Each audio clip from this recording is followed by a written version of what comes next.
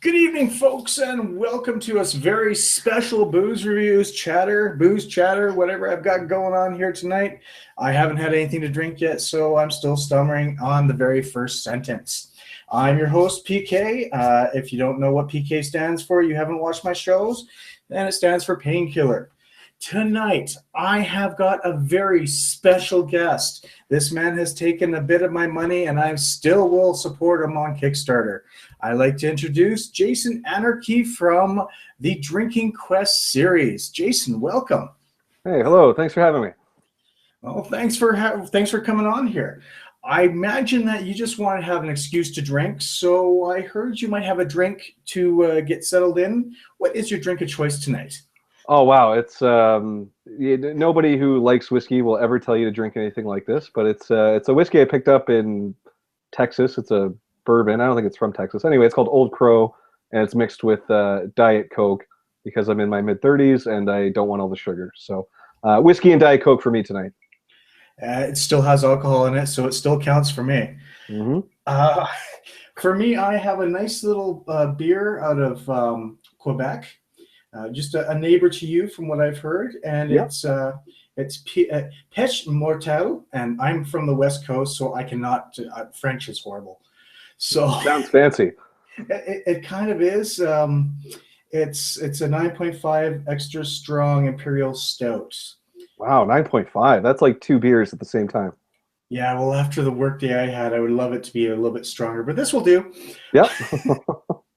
So no, that's my drink tonight. And speaking of drinks and games and Drinking Quest, you actually have been doing this for a bit, and this is going to be your third Kickstarter, or it is your third Kickstarter. Yeah.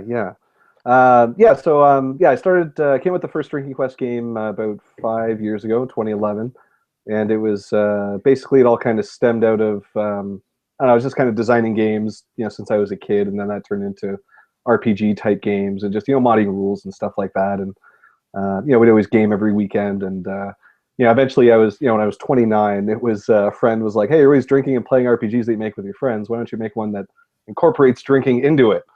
And I was like, oh yeah, whatever. Then a few months later, I was driving to work, and I was like, no, that's a really good idea, because it's I never thought I'd get into game design as a career kind of thing, but it was since I was doing it as a hobby for so long without thinking about it, I just had all this unofficial kind of experience. And then at that point in my life, I went to school for business. I had all this business experience, so I thought I could make a good game and then commercially release it in a way that worked. And then luckily it did pretty well. Just kind of right off the bat, I just saved up $6,000 and pissed it away on a run of games.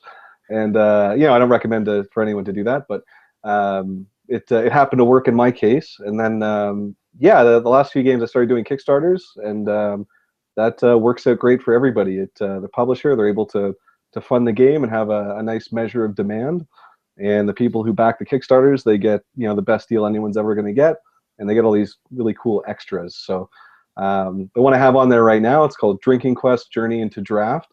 And this is kind of the soft reboot of the series. So there's 3 original games, and they kind of had their own little sort of trilogy. And so this being the 4th entry, every time you have a number 4 of something, you always got to do a big change up. So instead of working with 1 artist, I've got a team of 10 artists.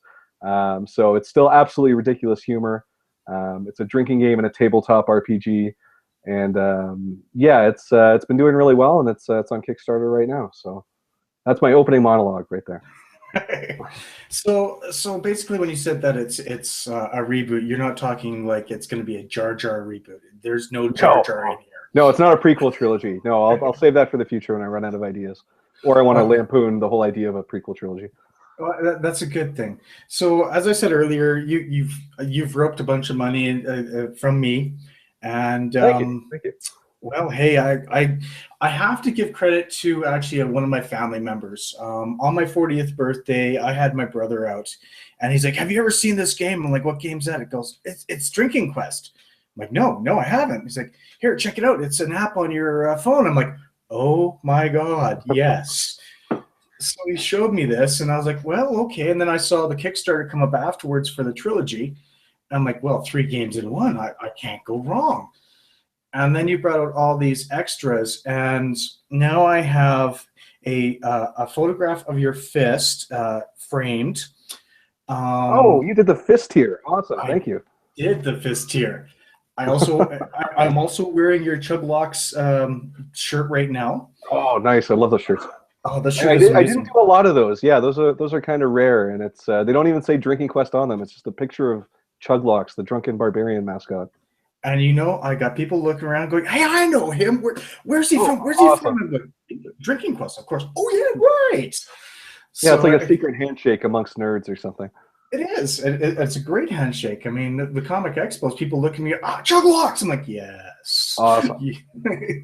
But no, I did that, and then I invited after everything came in, and I've now got everything all sorted out, and I had a few of my friends come over, and we played it, and I actually did a quick video on my Facebook page because I Nice. was going to make one of my friends pound back his drink because I was Chug Locks. Awesome. Chug Spoilers. Locks has all the power. He does. He absolutely does. And He spoilers. doesn't have a useful ability in terms of gameplay, but he can dish out the chugs. So everyone has to be nice to that player. Oh yeah, and that's exactly what I did. And I was called many names, including asshole, and a few other things because of it.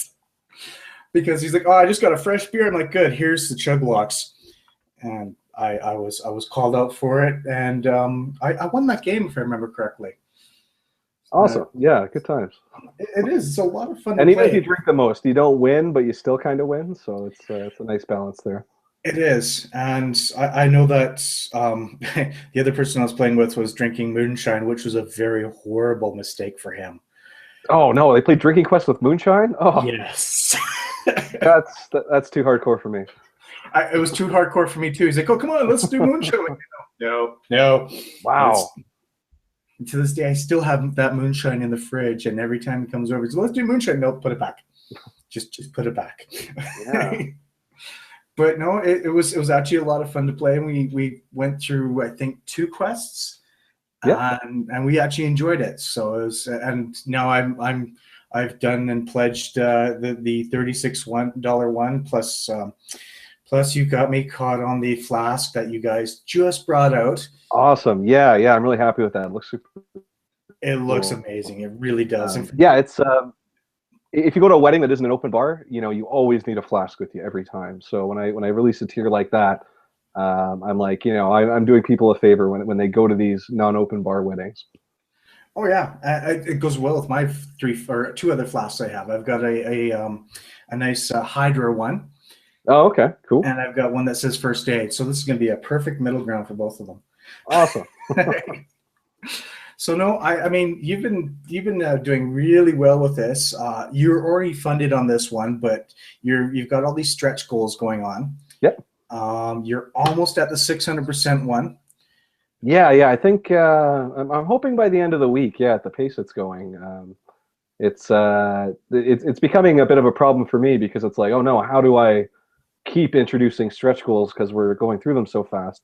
So there were the original 8, and those were unlocked in like a few days, like after it launched. And then, I introduced a few really good ones, but then I spaced them out a bit.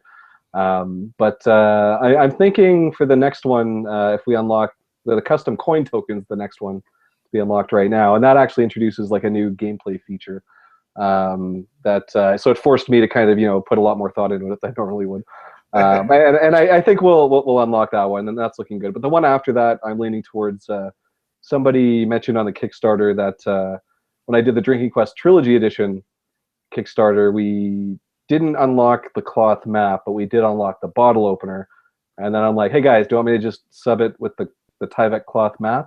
And everyone was like, okay, cool. So we didn't get the bottle opener last time. So I'm thinking I might make it, everybody gets a free bottle opener sort of thing.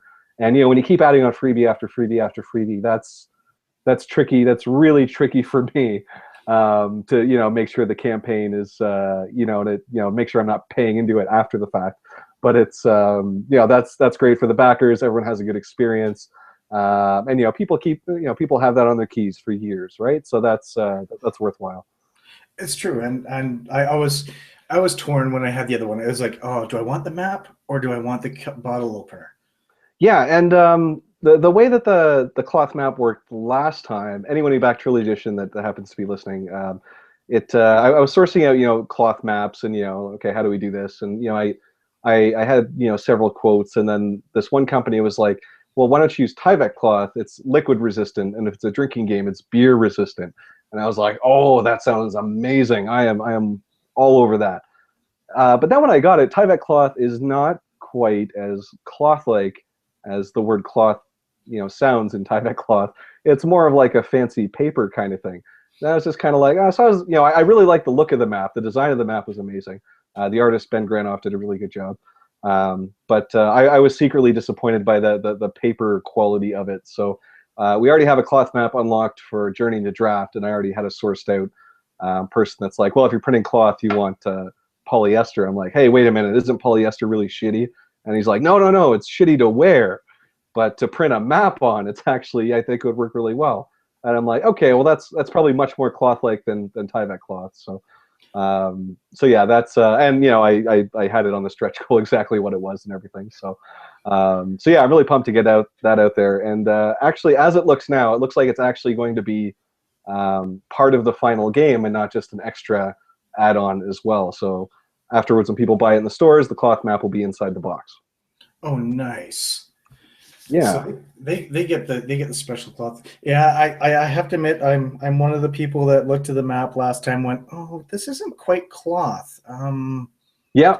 I figured most people were, and like as the creative director of the series kind of thing, like it's basically a one-man show, and but I work with different artists, so I just hire artists to I'll explain 100 cards and be like, okay, this card's funny because someone's getting kicked in the groin, and there's this, and they're holding a beer, and there's this and this, and so but as a one-man show kind of thing with that whole philosophy, you're very self-critical. You have to be, because it's I want to make sure it's good by the time somebody else gets it, and when people critique it and play test it and things like that, it's on a personal level, I don't want to be shocked by it's like, oh, hey, this is actually really shitty.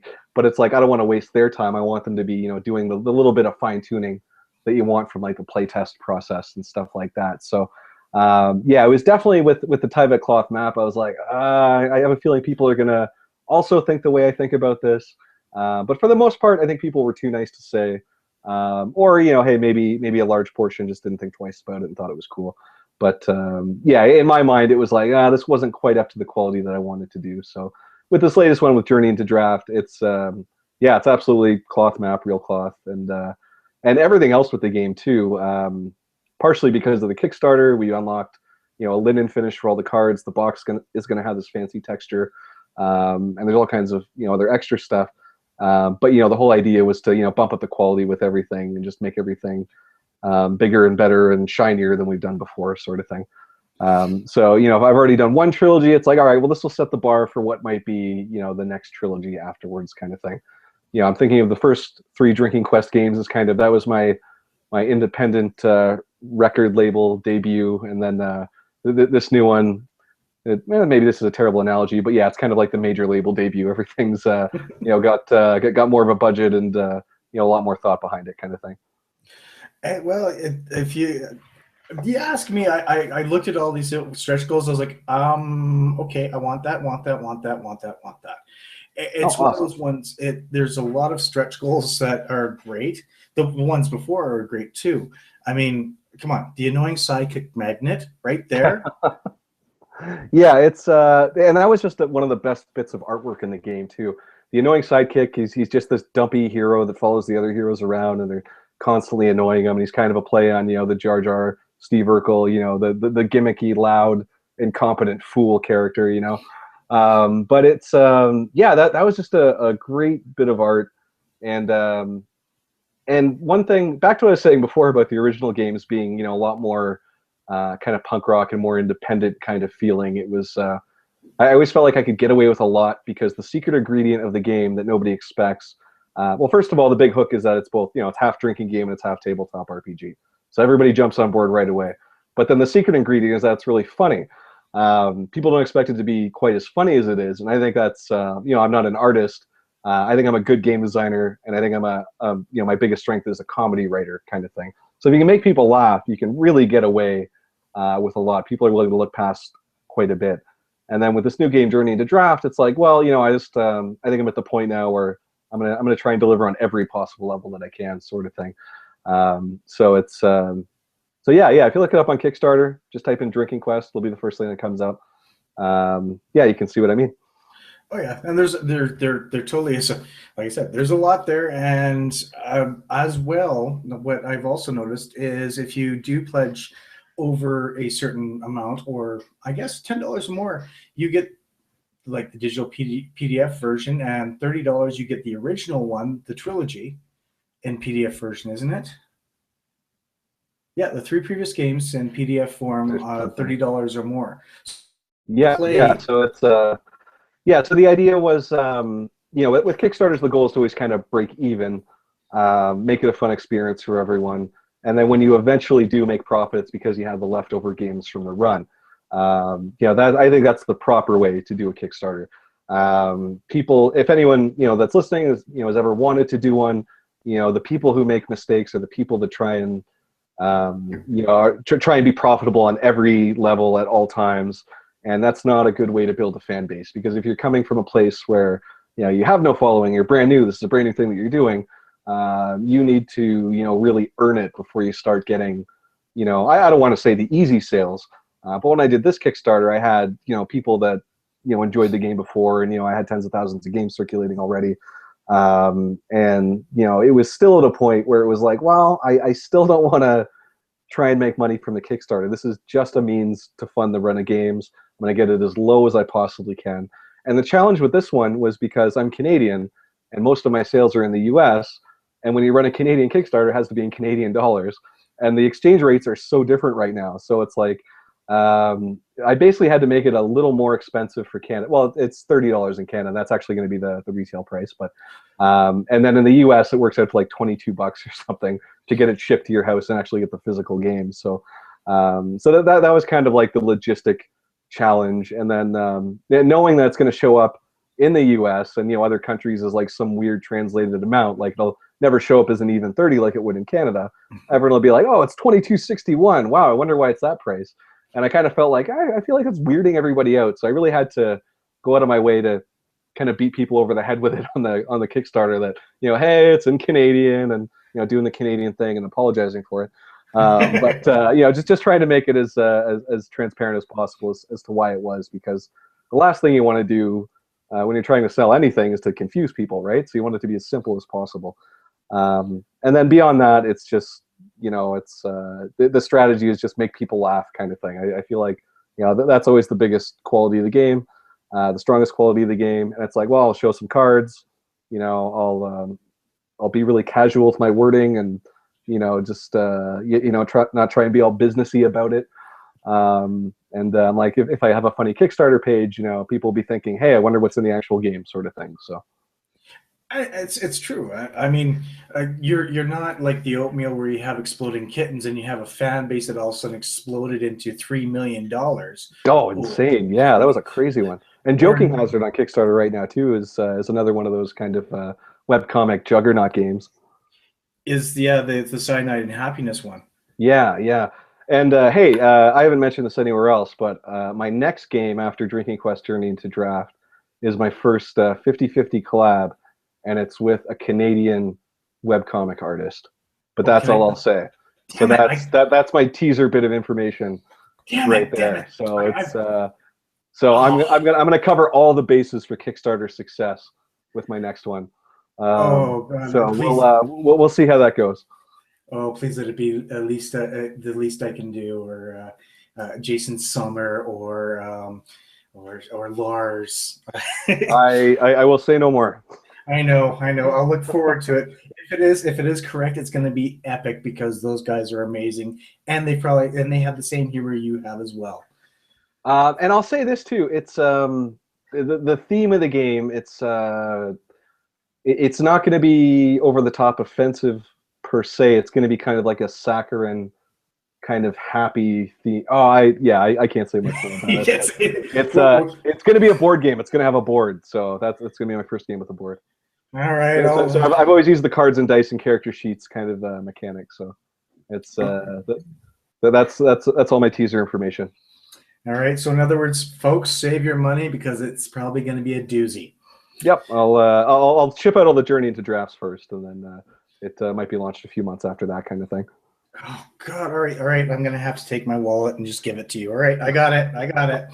So, no, like yeah, like I said, this game is actually one of the best ones out there. And for someone who drinks like myself, it actually challenges me because after a little while, you're actually having to think of what you need to do for your next move and how you're going to do it.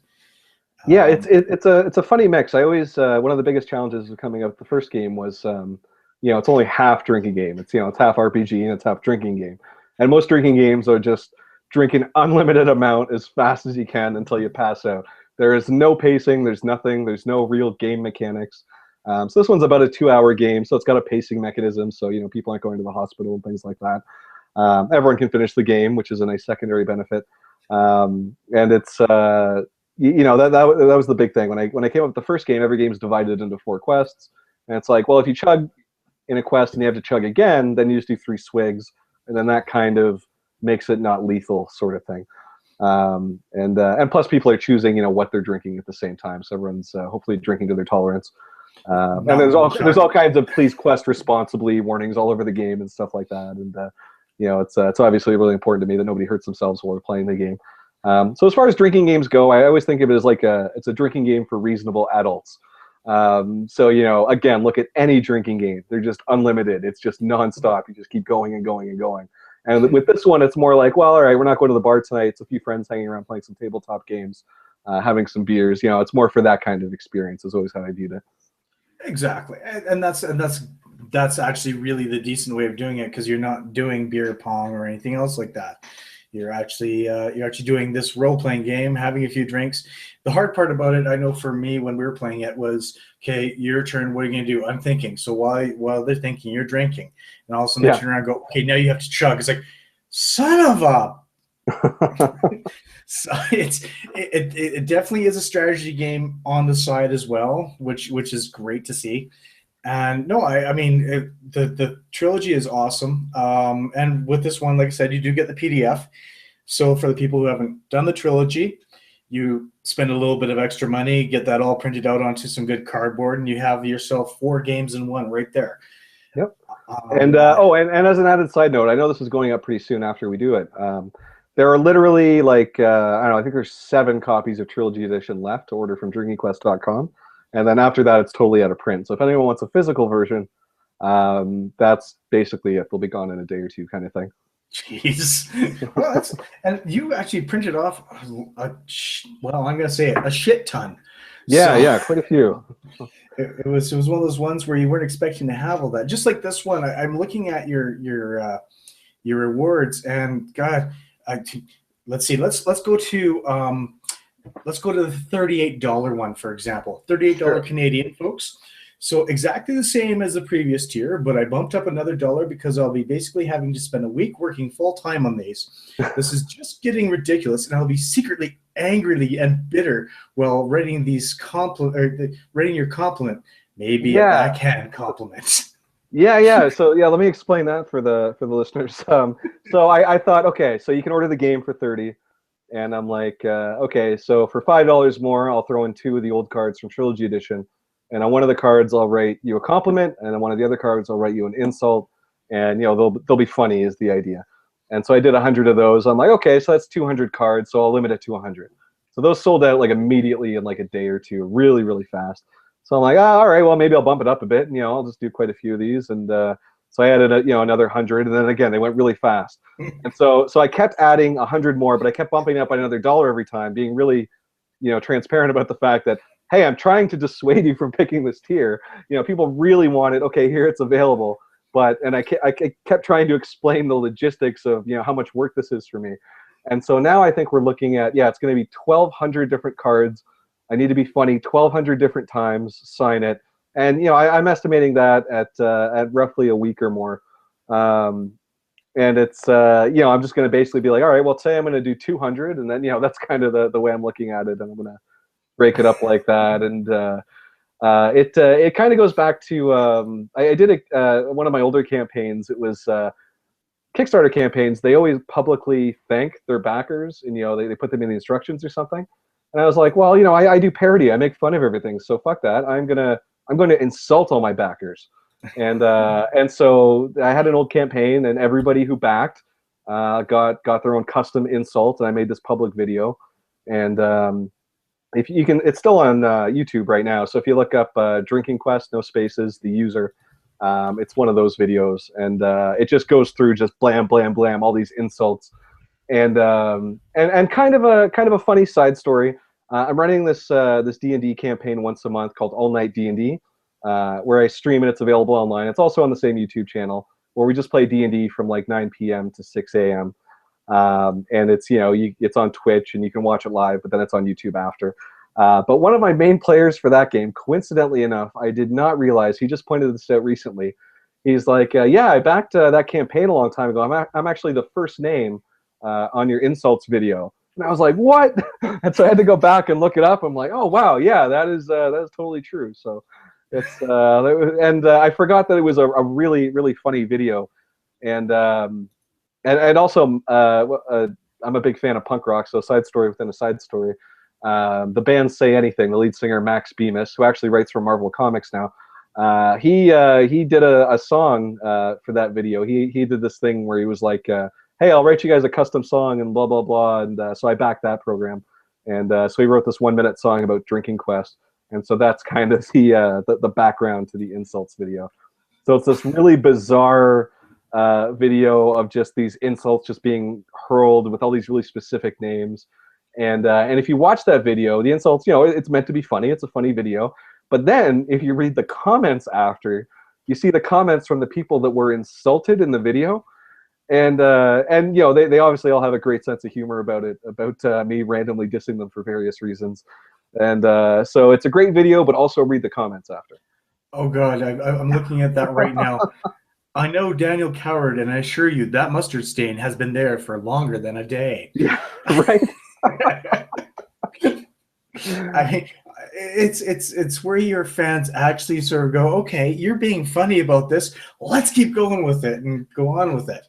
Yeah. So I'll definitely put a link on the bottom of this because this is actually pretty hilarious. I'll watch this later because I really want to see this. Awesome. Yeah. Thanks so much. And you actually just got a new subscriber, by the way. Oh, cool. I do plan to be putting up more content. Those All Night D&D is taking a month off because of this campaign. It's consuming my whole life. But after that, I hope to get back to my usual stuff. And All Night D&D is great fun to play. It's I went through a phase when D&D, when the fifth edition came out. I love it. I think it's the best D&D since 2nd edition, and I'm really into it.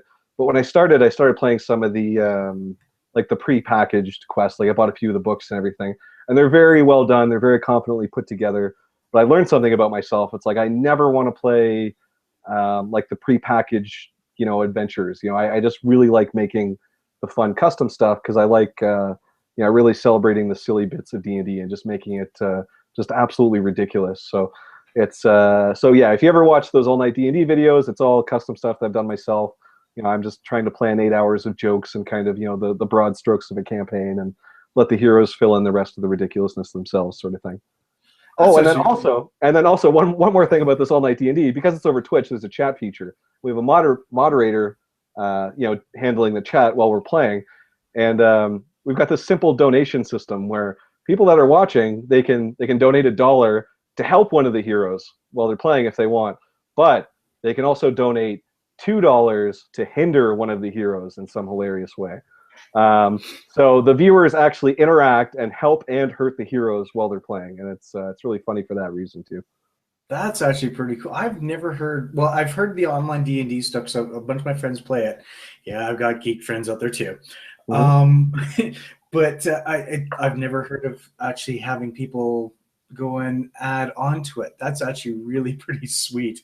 Yeah. The guy who pitched this to me to do the All Night D&D over Twitch, he's like, I'll monitor the chat and all this stuff, and blah blah blah. And we started talking about, okay, it's a gimmick because it goes all night, and we'll call it All Night D&D. And we're like, well, how are people going to interact? And I've done I've done all night D&D games in front of like, audiences at conventions and stuff like that.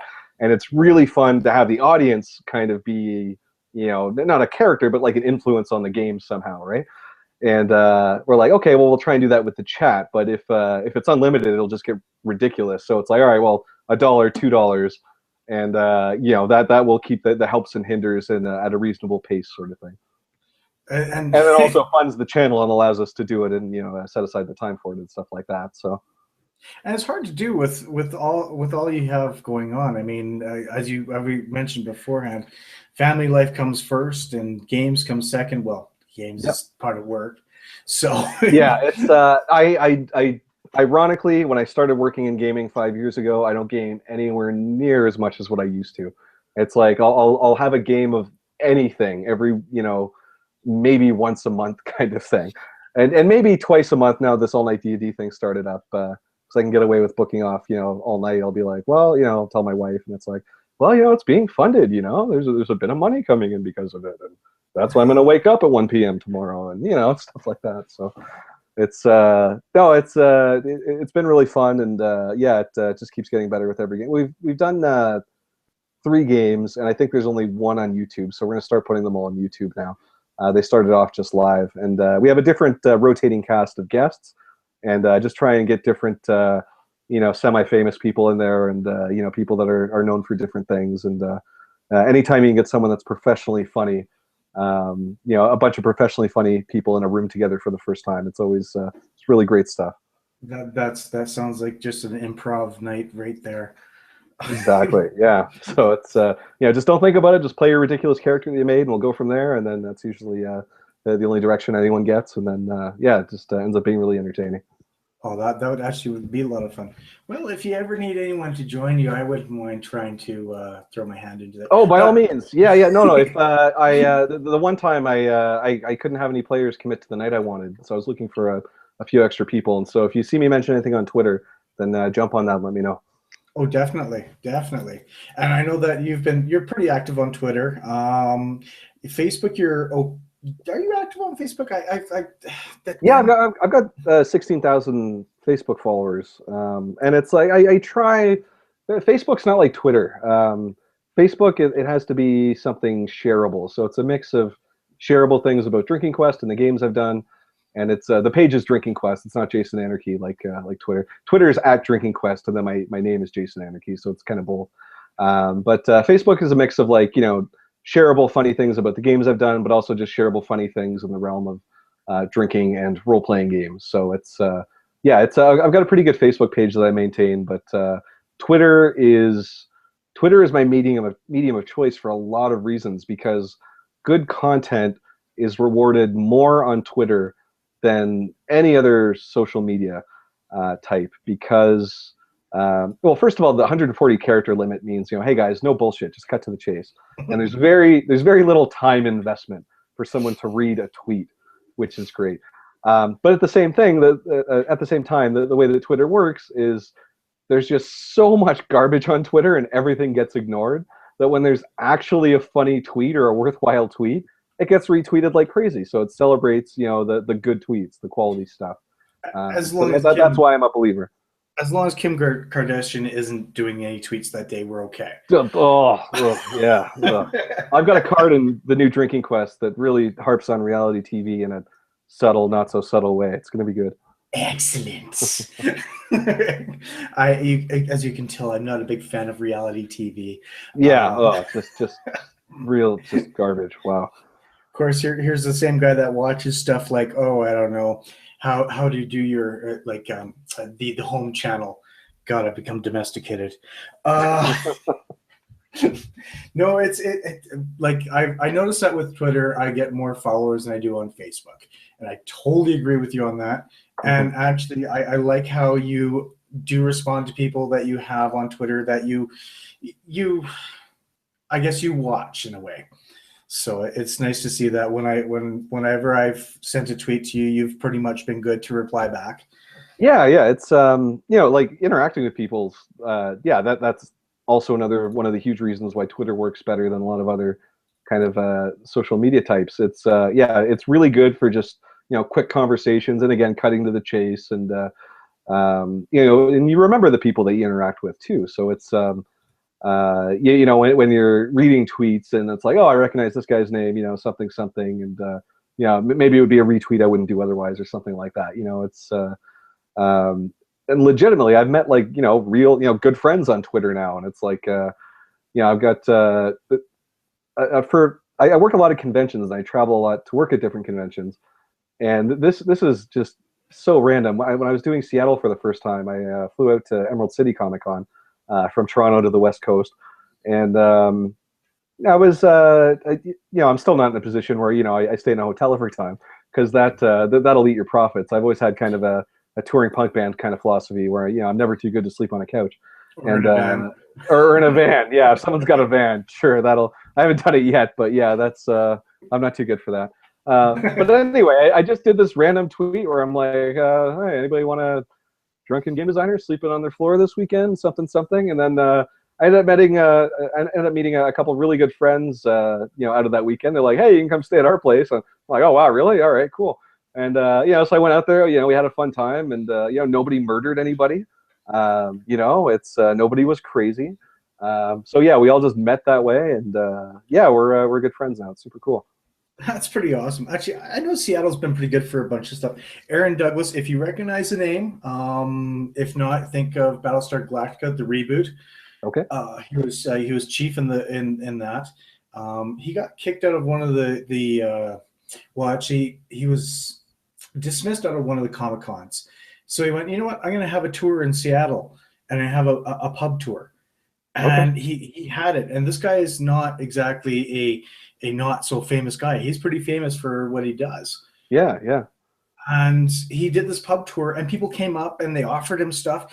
It sounds like Seattle's actually a pretty cool place. It's Oh, been it's a super while. cool. I love it there. Yeah. It's been a while since I've been there. To say how long it's been, the Princess Marguerite sailed from Victoria to Seattle, and it was the last known steamship around, and that's the last time I went to Seattle. Oh, cool. So I was a young child back then, but I wouldn't mind revisiting that place. And I hear that there's some good places to drink there. So Yeah, yeah. It's yeah, it's a super cool place. I think it's got a bit of a like a hipster reputation, but then you go there and legitimately things are cooler there.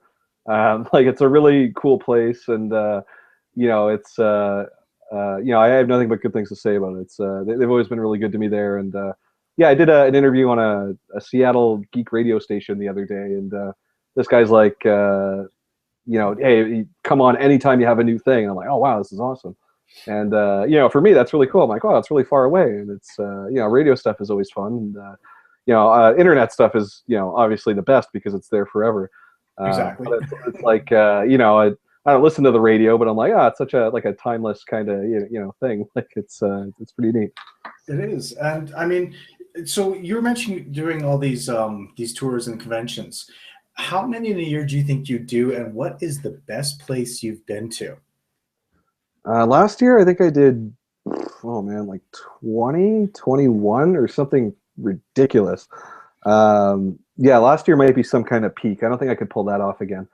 I can't name a single best place, but it's let's see. There's well, Toronto is really easy because that's where I'm from. That's Yeah. the easy stuff. I'm gonna say Australia was the last place that really like I thought I would do well there, but I did PAX Oz last November, and like not only did I do well, but yeah, I sold out of everything in a day and a half. Met tons of new friends, a lot of seriously awesome people. You know, I did a solo panel. I just went up and talked for an hour, and you know, there was you know, a decent group of people there. You know, I'd never been there before. You know, stuff like that, and it was just a really cool experience all around. And I am hoping to go back to PAX Australia this year. So if there are any listeners here, then you know, you can come and drink with me at PAX Oz in November, I think, when it is. Oh, right. So during the summer vacation down there, I see how you play this. Yeah. Screw this. It's cold here. I'm going to Australia. Yeah, and you know, we've had a pretty mild winter here in Canada, but yeah, when I went there last year, I'm like, yeah, it was just great weather every day, and it's that's probably not the norm. Everyone there's quick to say, oh, you make sure you always bring an umbrella with you, you know, stuff like that. But Yeah, I just got really lucky with the weather. 20 degrees and raining, I think I can handle that.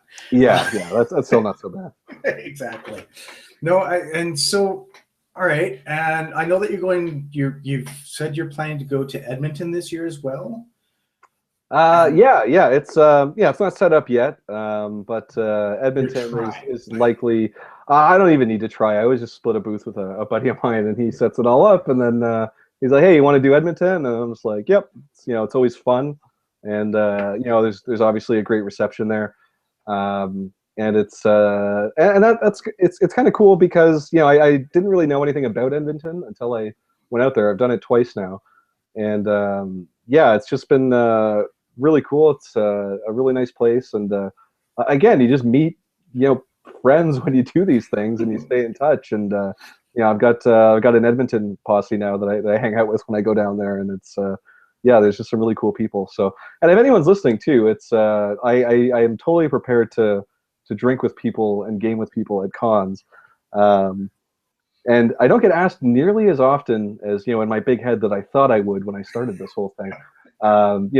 Being known for making this somewhat famous drinking game, it's people don't say, hey, let's go get a beer as often as I thought. So if anyone ever wants to do that, I am always willing to. And then other than that, I just end up going to bed early if I'm not doing that after the day on. It's just pretty exhausting stuff. This might be my 7th year going to the Calgary Comic Con, and I know you haven't been here yet, but you have to come at some point in time. Yeah, I'm really going to try next year. Yeah, something happens every year that stops me from going to that con. That's okay. I'll forgive you this time. Okay, I really will. But I mean, you're missing out on a good one. I've always managed to pimp out the Calgary one because 7 years. And if you ever do gaming, I will take you out to bars and I guess pubs or craft beer markets, since I'm one of those guys. Hey, that sounds amazing. And really cool. It'll be one of those times where it's like, okay, I mean, you're missing out. I don't know if you know the band Rock Sugar or not. Nope, not so much. Lead singer is Jess Harnell, who voiced Wacko in Animaniacs. Oh, get the fuck out of here! Wacko is the best. Yep, he's coming to the Calgary Comic Con, and he's bringing his band with him as well.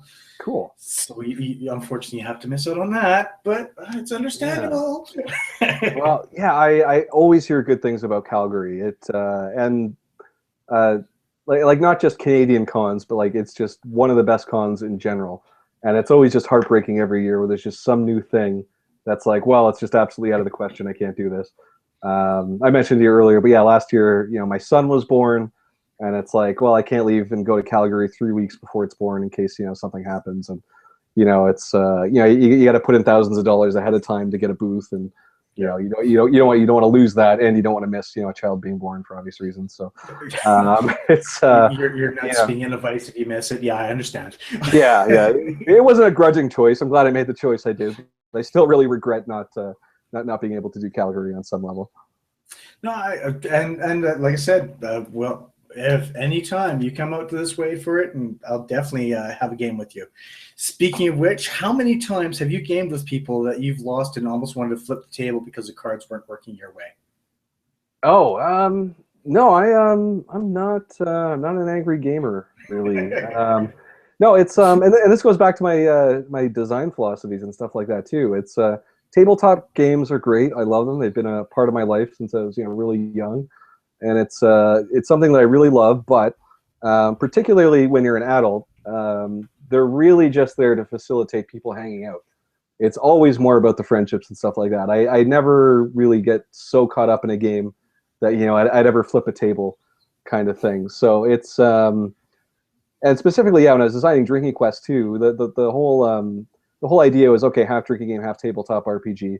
But then when I was starting to figure things out, I'm like, okay, this is ultimately like social lubricant. I want to facilitate friends having a good time and to have a good experience with this sort of thing. So no, I'm not really an angry gamer. I might shake my fist at somebody and be like, hey, that was a really cheap Waterdeep move or whatever. But it's in general, I try to win, but I don't care if I lose, kind of thing. For example, every time I play Drinking Quest, I don't think I've ever won a game of my own game. and I should be able to exploit all of its weaknesses and know all the back doors. And no, it's I've just been really unlucky with it, or maybe I've never tried that hard. I don't know, but it's and it always surprises me that I actually have fun playing my own games, because this is what I do for work, and I should be really fucking sick of this stuff. But what always ends up happening whenever I end up playing one of my own games, it's always like, oh yeah, this is fun. I forgot that I designed this to be fun, because all I do is, handle the publisher half of it all the time. So if anyone ever wants to self-publish their own tabletop games and you want to take it seriously, you can expect 5% design and 95% starting and running a publishing company. So that is where the bulk of the work comes in. And that does make it tough, but hey, at least you get to enjoy going through cons. I mean, that's one.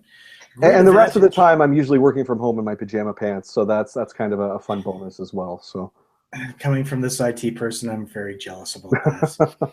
But at least I don't have to wear dress pants and a shirt anymore. Oh, that's good. Yeah, yeah. It's now jeans and a golf shirt. I'm happy. Perfect. Yeah, totally reasonable.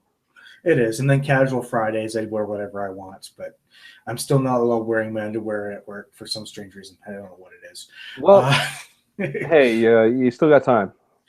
This is true. I think when I become down to my retirement day, I will walk in just in my boxers and say, "Hey, I'm here." It's announcing that you really don't give a fuck anymore. It's just pretty much. There'll be a time for that. Or when I win the lotto. I'm hoping the lotto comes first. Yeah. That's a good shortcut. It is. So I've got to ask you a few booze-related questions here. Please do. So we're gonna go with which one do you enjoy more? So we're gonna go with craft beer or Molson Canadian. You could have said almost anything versus Molson Canadian. I probably would have picked it. No, that was a cheap shot. But well, actually, okay, I did a Europe tour once, like maybe 6 or 7 years ago, and the tour bus was half Canadians and half Australians. This is probably where my love for Australia came from. And the first day, somebody from one of the countries said something like, "Oh, Canadians can drink more than Australians." So it was just this 14-day nonstop fucking rampage of the Canadians and the Australians trying to outdrink each other. And I don't know who won, but everybody lost. But anyway, at one point, I remember explaining on the tour bus to somebody from Australia. They asked about, what do you guys drink there? I said something about Foster's, and like, nobody here drinks Foster's. They're like, well, do you guys, all drink Molson Canadian all the time? And I'm like, well, Molson Canadian, it's kind of like the Nickelback of beers. It's incredibly popular. Everybody knows about it, but nobody really drinks it. It's nobody really. It doesn't get any respect, kind of thing. So it's if there are any hardcore Molson Canadian fans out there, I apologize. Or if there are any Nickelback fan, no, if you're a Nickelback fan, I don't apologize. Don't apologize. Don't apologize. I'll apologize for Molson Canadian, but I won't apologize for Nickelback. Actually, the only thing I'll apologize for Nickelback is I'm sorry they're still making music.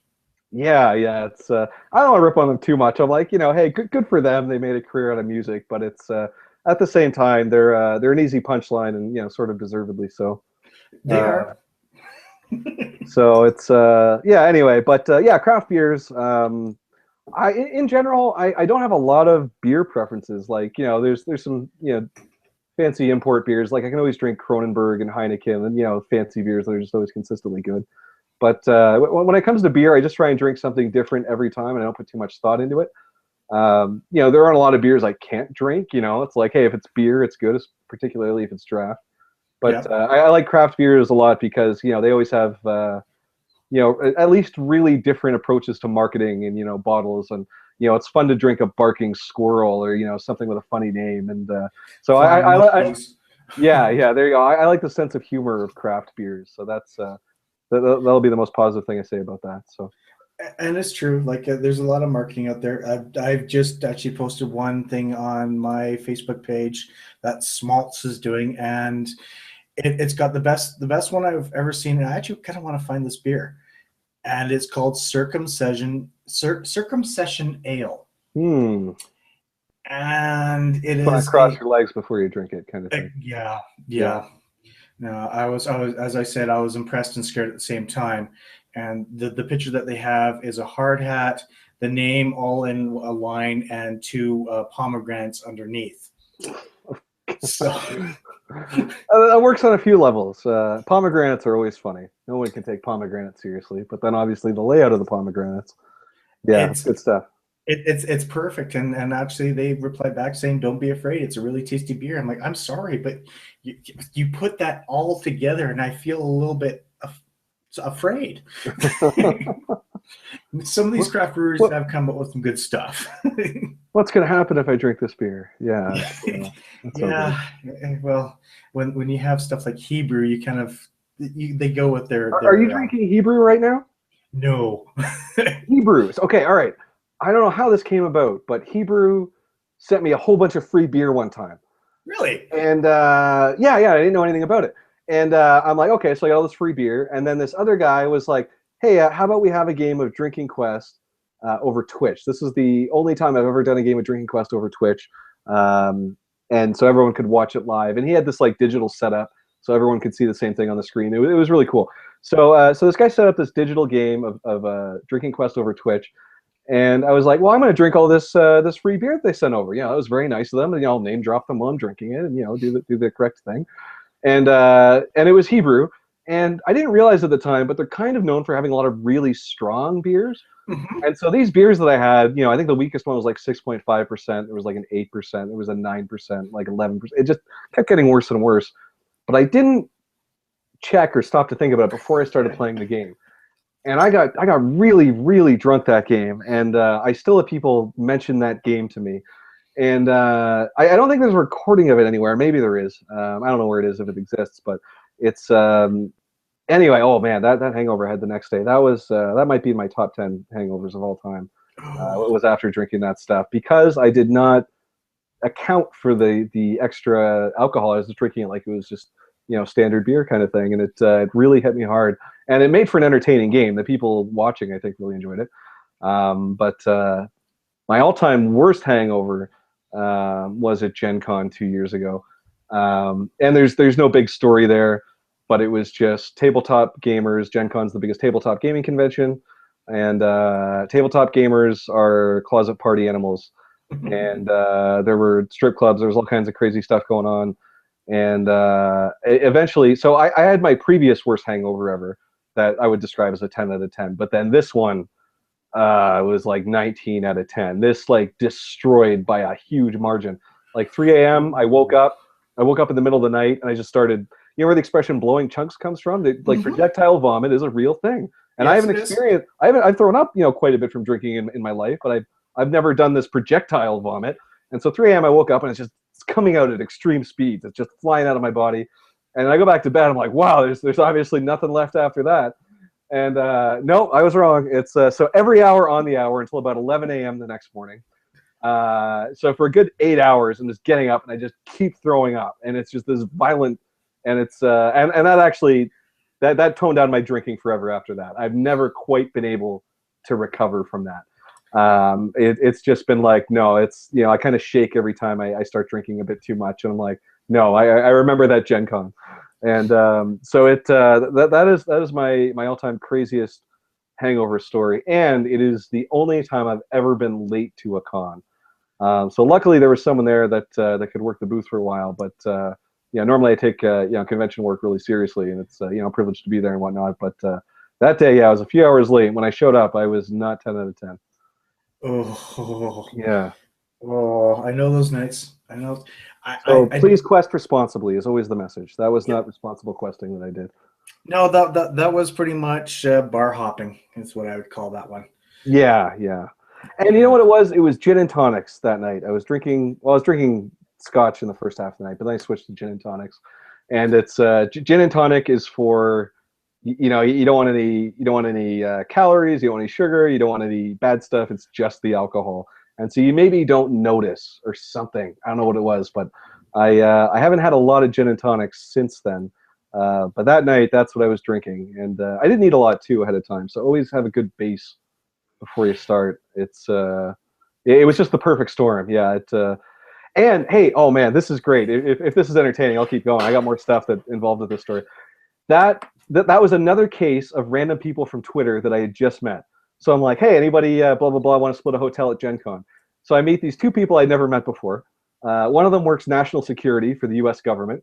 The other one is a legitimate artist for Dungeons and Dragons, including the new 5th edition, which I love. So the first time I met these guys, and I had this extreme fucking hangover. I'm throwing up all night so loudly, just violently. Like they heard the whole thing, and it must have been awful for them. And we're still friends. They still like me, so they're awesome dudes. But then check this out too. The D&D artist I eventually ended up hiring to do the cover for Haiku Warrior, which is a game I did last year, and he killed it. He just did an awesome cover. So some great things still came of that, sort of.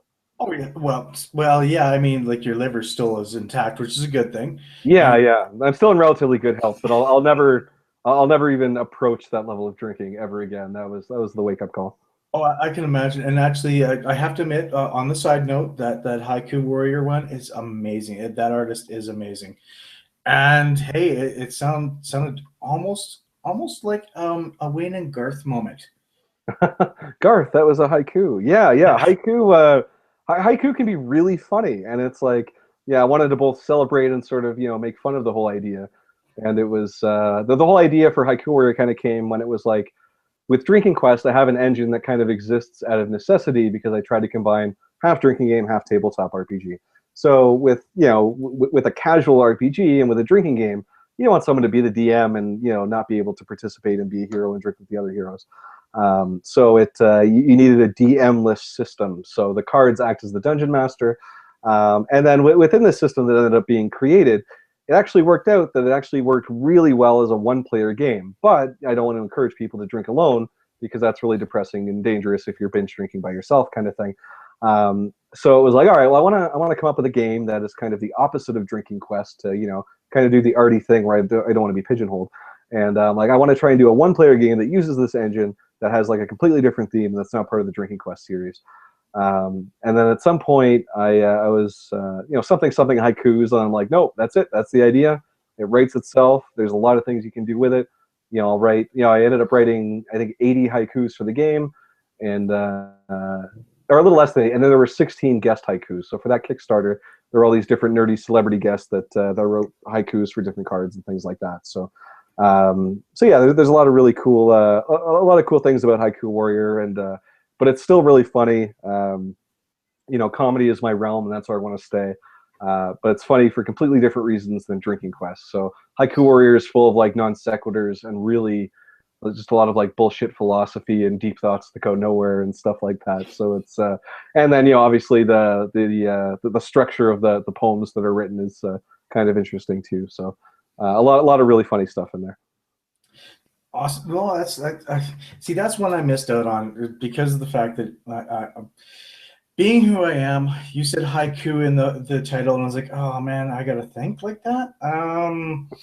No, it's the dumbest game about haikus you could possibly imagine. It's I always strive to have everything be learnable in 5 minutes, and similar. It actually plays very similarly to Drinking Quest, but it adds a few things to make up for the fact that you're not chugging your drink when your character dies.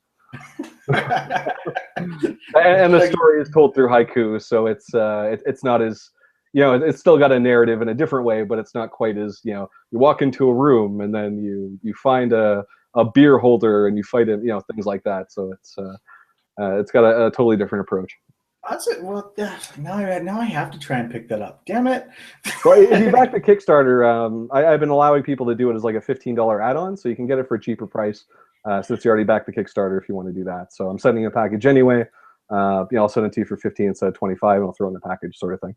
Ooh, even better. So yep, yeah, no pressure, but yeah, if you're interested, that's everyone wants to do these custom tiers. So I have all these kind of benchmark things in my head where it's like, okay, well, I offered it to Chad for this much, I have to offer it to Bob for this much, kind of thing. So and that's a decent way of going about it, because not only do you keep your reputation, you also keep your fan base too. And that is at the 48 Canadian for that one. Yeah, you can get both the new Drinking Quest and Haiku Warrior with shipping. So, and the way it worked out too, I didn't explain this properly earlier, is that with the exchange rate, the Canadian price is definitely higher than the U.S. price, but Canadian shipping Canada to Canada is about 2.5 times more expensive than shipping Canada to the US. So it actually ends up being cheaper for what it actually costs because Canadian shipping is so expensive. So that I'm going to throw that correction out to something I said 40 minutes ago that no one was even thinking about. But it's all important stuff in my head because it's like, there's the public image on Twitter where everything's funny all the time, but in the background, it's anyone that's ever been successful in anything like this, everything's hard work. You're just always working, but it's not something to complain about. Obviously, it's worth it, or I wouldn't be doing it. So it's risk versus reward type thing. Absolutely, yeah. So speaking of risk versus reward, I kind of was reading something while you're saying that.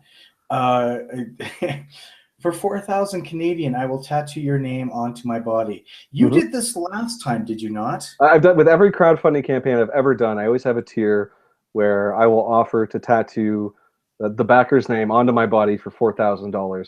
This time I didn't offer it as a specific tier, just because the exchange rate was so weird. And I'm like, no, it's funny because it's $4,000, but the bulk of people that will see it in the US, it'll show up as like, 2,500. Yeah. So some odd number, and it won't be funny.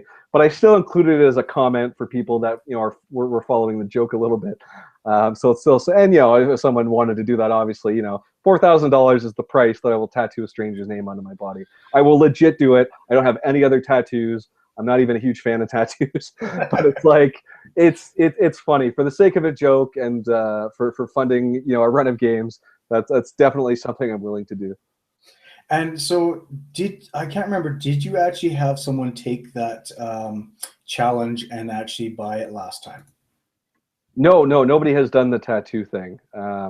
See, what will happen is I'll keep doing it until someone eventually does it, and then I'll have the shitty tattoo that I don't really want, and then I probably wouldn't offer it. But the way I looked at it, it probably wouldn't be that bad. I would see the tattoo wherever it ends up being, and I would be like, you know what, this is really funny. This is a testament to my sense of humor. And plus, I'll always have, this guy's name or, girl's name, but it'll probably be a guy, let's be honest. It's, I have this person's name on my body that, forever.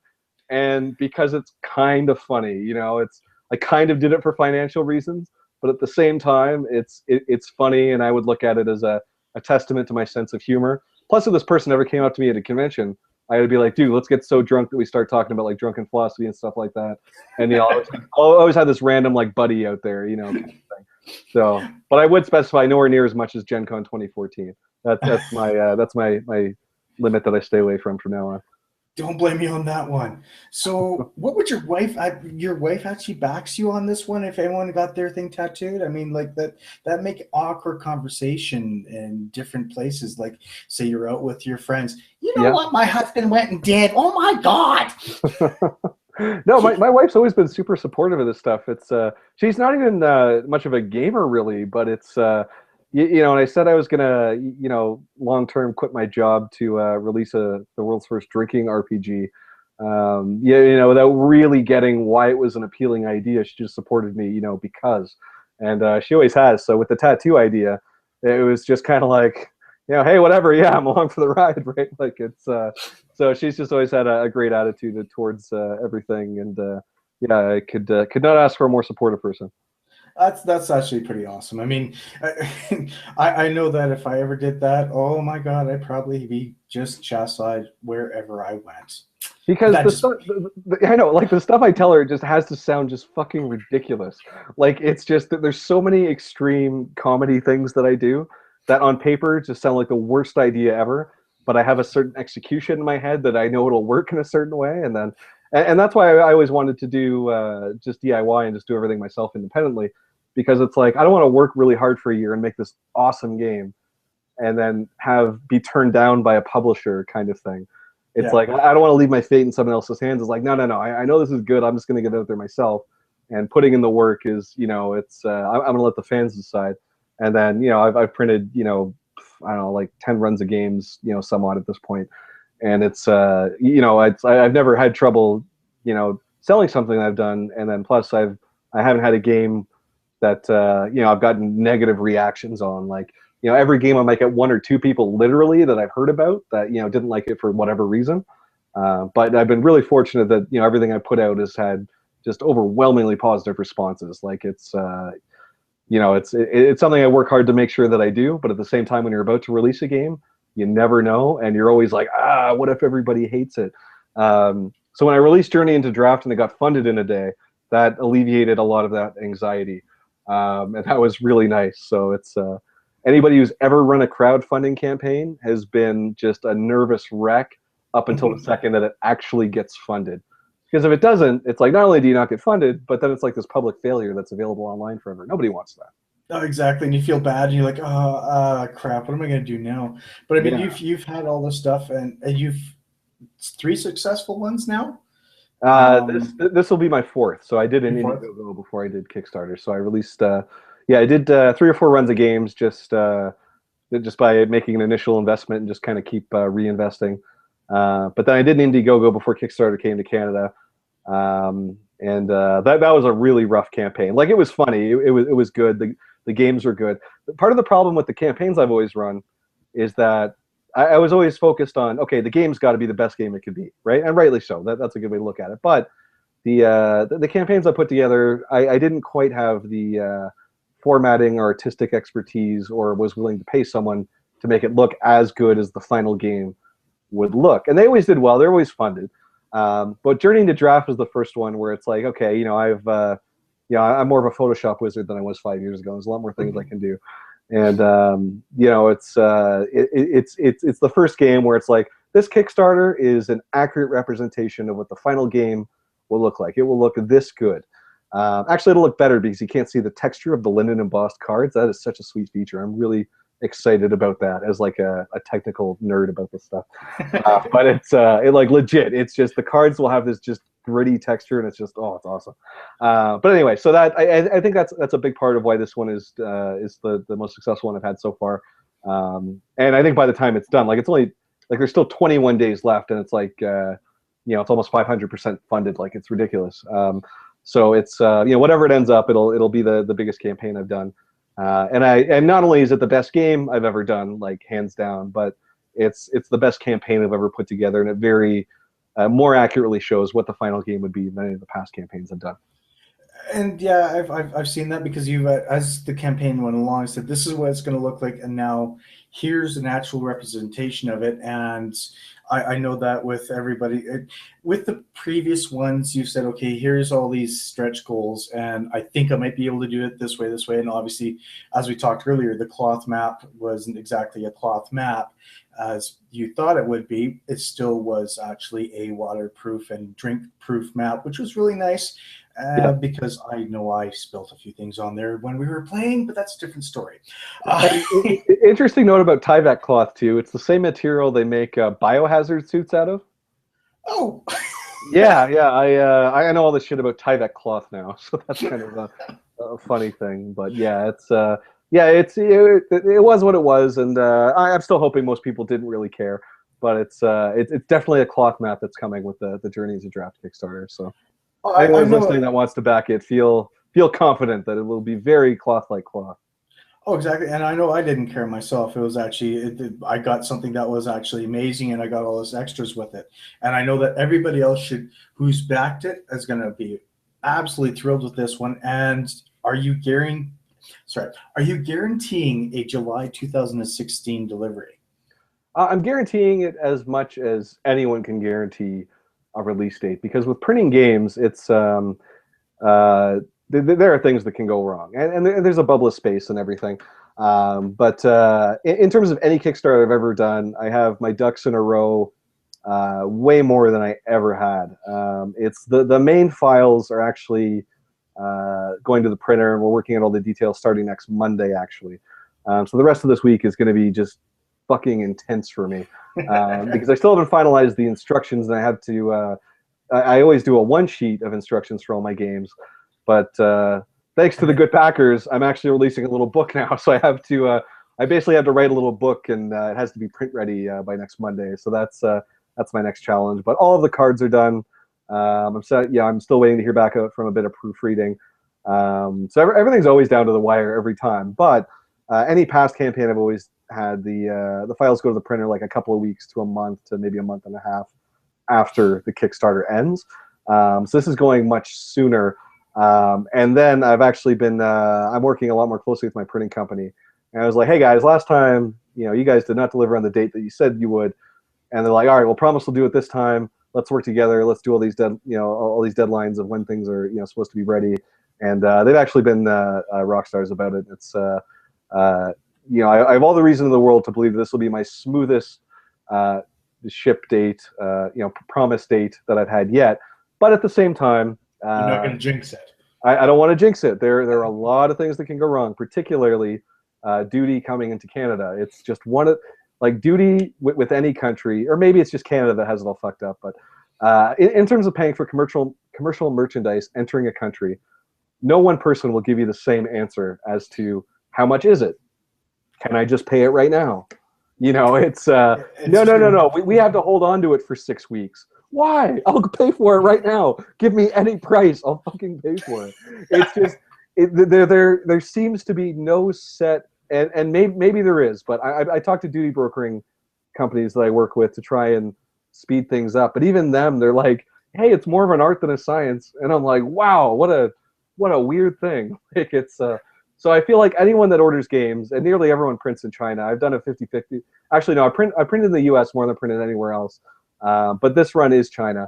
And even when it's printed in the U.S., it still has to enter Canada, and there's still duty. But it's just this weird thing, and I feel like that's responsible for most of the delays. And I've heard situations of people like, the games are on a boat and it gets slowed down. But there is a bubble of space. We've accounted for some kind of delay. If there's no delay, great, they'll go out early. But the main thing was it's everything that can possibly be done to make sure this is a smooth operation has already been done. So that's a good thing. And you got 22 days to go on this crowdfund. Yep. And so basically after that, you can really start getting the ball rolling because you have the funds to do it. Yeah. And as you said, 1,200 cards, you have to write a compliment and a backhanded insult. Yeah. That's going to be fun. That'll be something else. And I think I kind of want to have them go together. Like I posted a sample of, one card had one of the ridiculous Drinking Quest characters saying like, hey, I really like your shirt or something like that. And the other one is like, no, man, that is a shitty shirt or something like that. Like it's just, so I think I kind of want to have them kind of contradict and maybe balance out or something like that. But in my head, I'm like, this is going to be a lot of fun. I'm going to have a lot of fun doing this. But I know there's going to be some kind of critical mass where it's like, oh, I've done 700 of these. I hate this. Why did I promise this? I hate my life. And it's just, and then maybe that's when the real bitter, great material will come out. Who knows? Either that or get your child to write a few. I mean, a 1-year-old scribble is a good insult right there. Yeah, I've got a 3.5-year-old. I bet she could come up with some good stuff. Yeah. So I'll teach her to sign my signature, and we'll go from there. That's a tough one. I've seen your signature, and that's not an easy one to do. Well, it might be neater than my handwriting actually if a 3.5-year-old does it. I have a little Anarchy symbol in there, but it's still just a one kind of one shot kind of quick thing and everything. And it's the whole Jason Anarchy name that came from just also being a huge fan of punk rock and releasing starting a game, a tabletop game publishing company. DIY is very much punk rock business ethics, sort of do everything yourself. So Jason Anarchy comes from that. And I used to be in a shitty punk band called Anarchy Pants. And I was Jason Anarchy, and then there was Sean Pants, and then we had rotating other members and stuff like that. We never did anything of note. We don't have any good songs to download, so please don't even look it up. But it was kind of it's a nod to my punk rock business ethics, and then also that funny little time in my life. Hey, Painkiller. I bet half the people can guess where that comes from. So I totally understand where you get nicknames from. That was my Judas Priest. Well, actually, that was Judas Priest. Back in the 90s, and it's stuck with me ever since. I totally understand where you get your nicknames and you hold on to them for a while, don't you? For sure. And then in terms of ridiculous trade names that people have and stuff like that, I have a webcomic called Anarchy Plants about house plants with human problems. And I teamed up with an artist whose name is Aaron Lenk. And I'm like, well, dude, if we're going to do this Anarchy Plants comic, so I write it, he draws it. I'm like, well, my name's Jason Anarchy. your name's got to be Aaron Plants. And so one of my crowning achievements of my life is that I convinced Aaron to change his professional name to Aaron Plants. And everyone's gonna think he's a pothead or something. No, that's not what Anarchy Plants is about. But it's it's definitely gonna stand out. There's probably no other Aaron Plants out there drawing webcomics. So Yeah. it's yeah. That's funny stuff. So it's and plus something like that too. When you name yourself Jason Anarchy, you're kind of putting yourself in a place where you can never quite take yourself too seriously. When you put your heart and soul into this stuff, it's really easy to get carried away with it sometimes. So it's kind of a reminder to just relax once in a while. And hey, it's all in good fun. That was the whole point in the first place. So. Oh, exactly.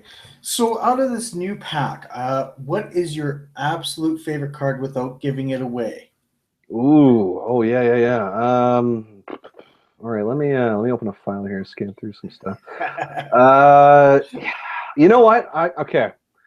It's there's a quest called Kegaman 2, which is like a Mega Man parody, and we did one in Trilogy. No, Kegaman 2 was in Trilogy Edition, and it was a Mega Man parody. There are 8 drunken robot bosses and a few other robot cards. And I called it Kegaman 2. I named it after the best Mega Man game, Mega Man 2, or at least my favorite one.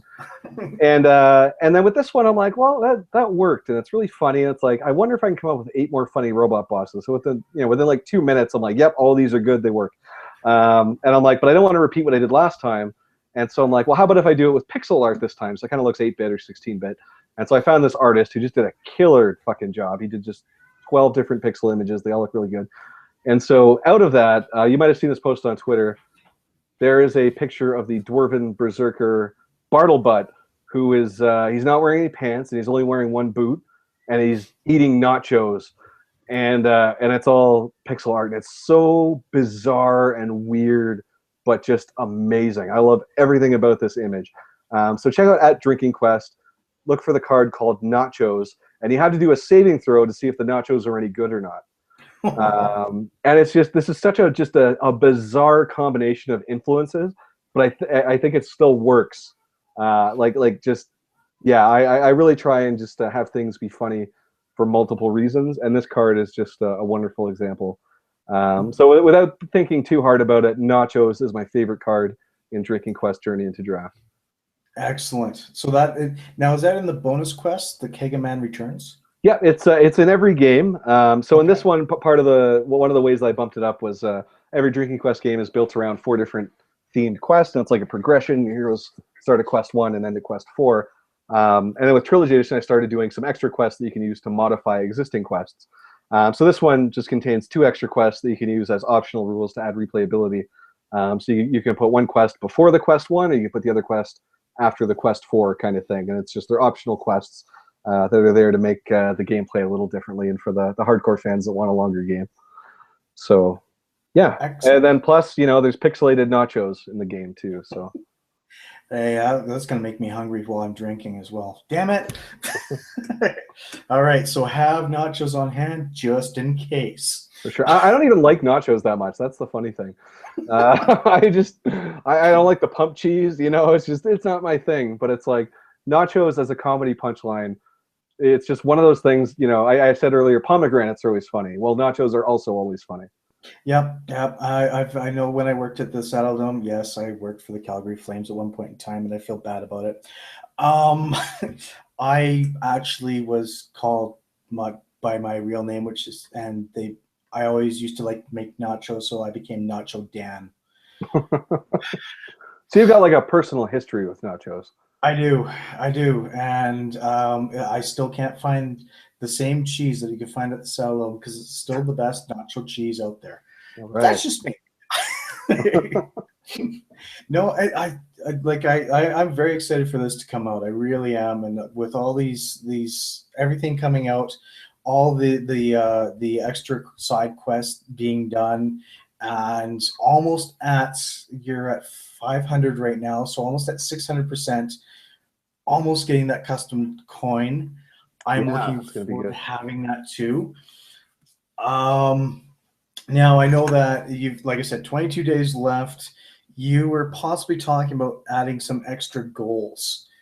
Do you think you would actually see a goal of 1,000%? Oh, it's absolutely at the pace they're going right now. Yeah, KickTrack. Let's look it up right now on KickTrack.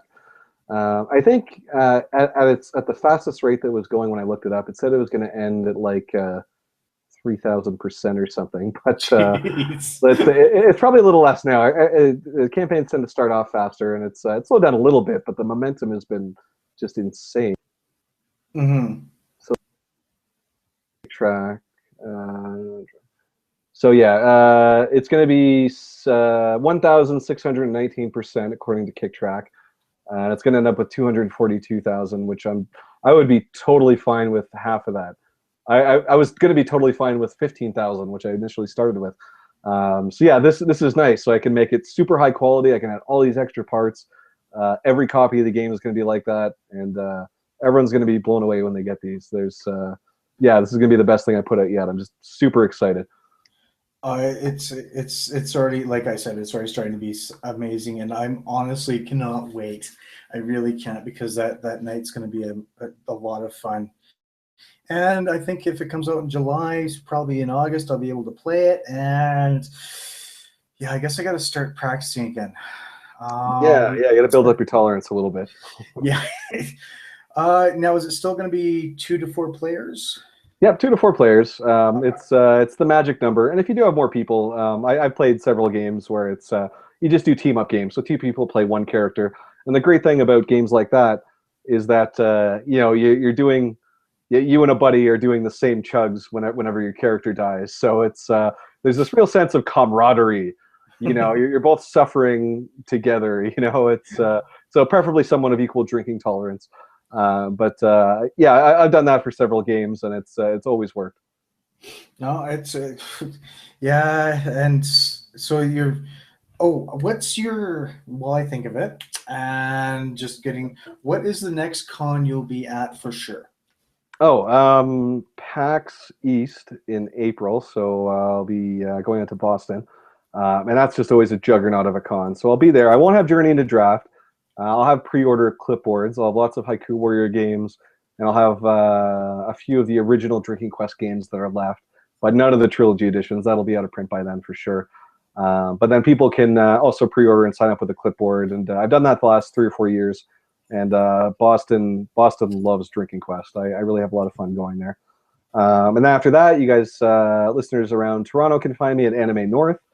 And then I'll be doing Montreal Comic Con.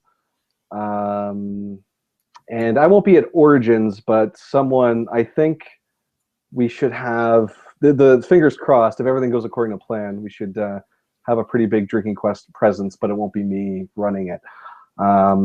And then also I'll be at Fan Expo. I do that every year, the big one in Toronto. I should be at Edmonton. And PAX Oz, as of like a couple of days ago, I'm pretty sure I'm going to do again this year as well. Excellent. And do you still have? And I'll be at Gen Con again too. I just won't be drinking as much as 2014.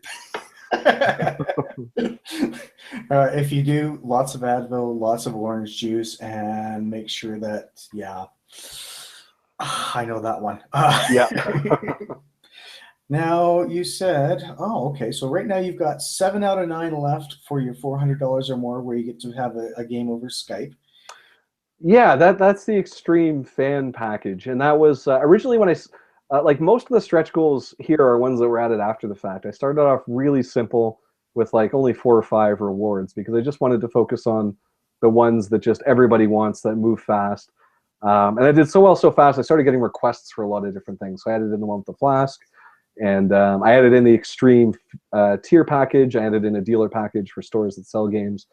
And yeah, it's just been awesome. Yeah, I had 2 people back the $400 tier, so we can so we'll have a game of Drinking Quest over Skype, and you get all these you get this rare expansion that was only ever part of a subscription box that I literally had 9 of.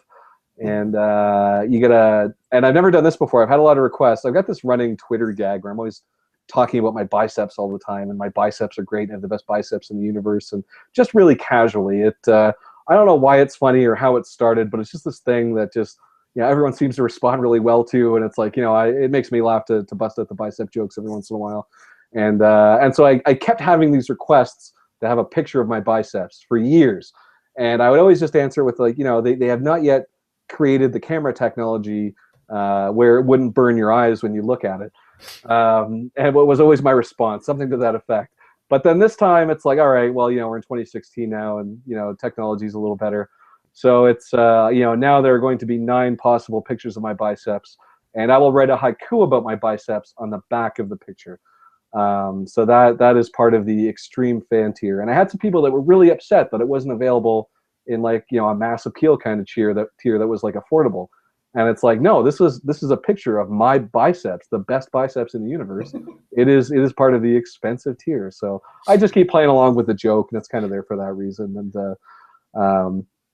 And so yeah, that's got all the rare stuff that I have that I wouldn't be able to offer for the mass tiers. And then also, yes, a signed picture of my biceps in a frame with a haiku about my biceps on the back, and I'll play Drinking Quest over Skype. So yeah, it's when you had the big goals like that, it's always just like, well, all right, let's see what happens. And then yeah, 2 people jumped on like right away seemingly, and it yeah, I think we'll have fun playing the game, and I hope they like all that extra stuff. So. It sounds like I said earlier, I have a picture of your fist in a frame, and Yeah. that it's in my little geek cabinet, and it's right up front. So I mean, it's worth it. It really is. So yeah, I always like playing up the fact that I'm this eccentric blowhard macho game designer kind of thing, which on some level maybe I am a little bit, but I always play it up way more than I actually am, I hope. And but I'm like, a signed picture of someone's fist, I'm like, that's funny, that it sounds good on paper, and then when you actually get it, it's like, yep, it is a picture of a fist in a frame. And it's it's, even if you don't display it, it's funny on that level of when you open it, it's like, yes, this is exactly what was promised.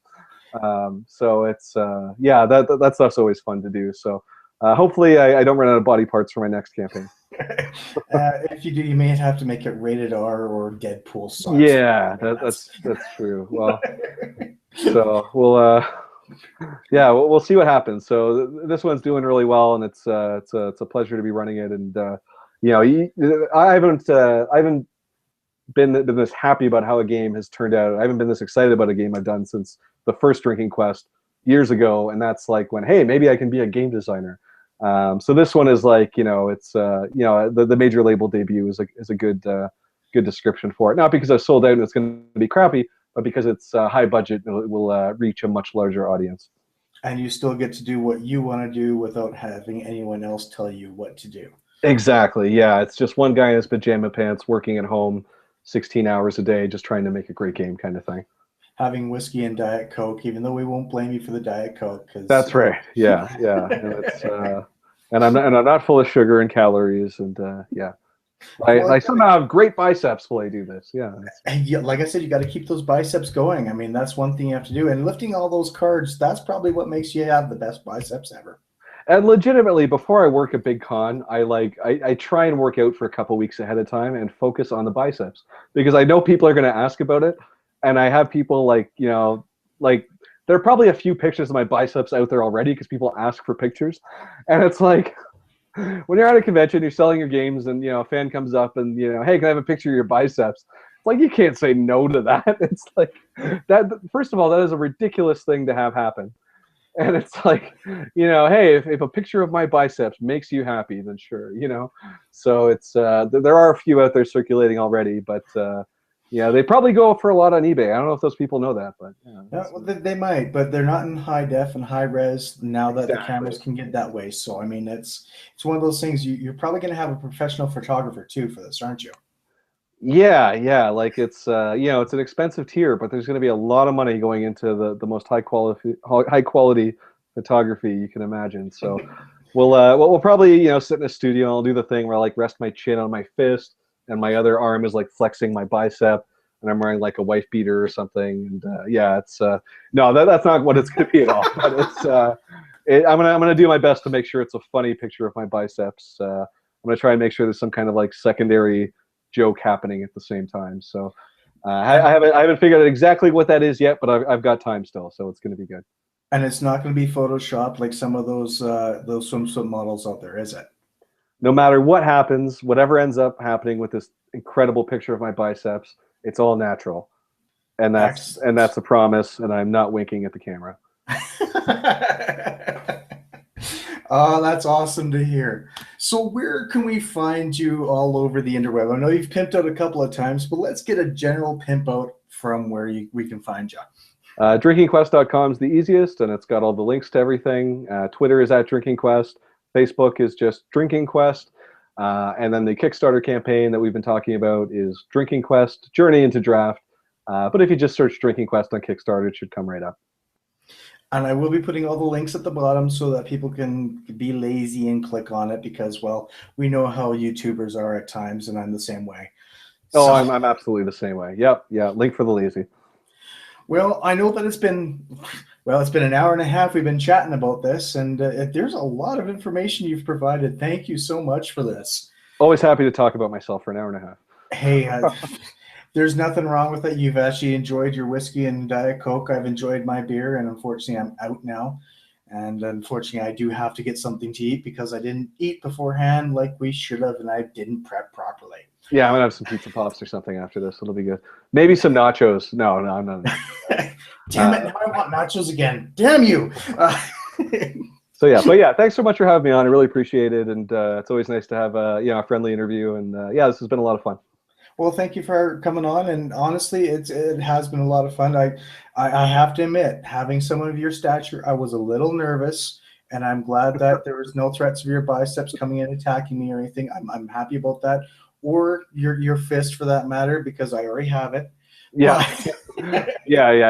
Every time you're nervous, just look at a picture of that fist, and just look at that fist picture, and it'll put you in the right place for sure. And as it says, punch life in the face, and it's got your signature. Oh, it does say that. Oh, that's awesome. That's great. I forgot all about that. I put like inspiring advice on a picture of my fist. That's great. And it works beautifully. That's why I have it right there, because I'm like, I opened it up. I'm like, oh my God, yes, yes, yes, and yes. And I'm looking forward to opening up this box here and seeing what I have. And like I said, I bumped myself up to that flask. I want it, and I can't wait to have it. So if anyone else wants it, like I said, come check this out, Journey into Draft. And really, it is one of those games where you can sit down with a bunch of people if you want to drink over Christmas, Halloween, New Year's, April Fool's Day. That's a good time to do it. Really good for camping too. Oh yes, excellent for camping as long as your lantern doesn't burn out or burn the cards. For sure. But no, again, thank you for having me on there. Wow. No, thank you for having me, buddy. Anytime you want to talk, by all means, you know how to get a hold of me. And folks, once again, this has been Jason Anarchy. He's been amazing. I've been PK. Thank you again for listening, and we will talk to you real soon. Stay frosty, folks, and cheers.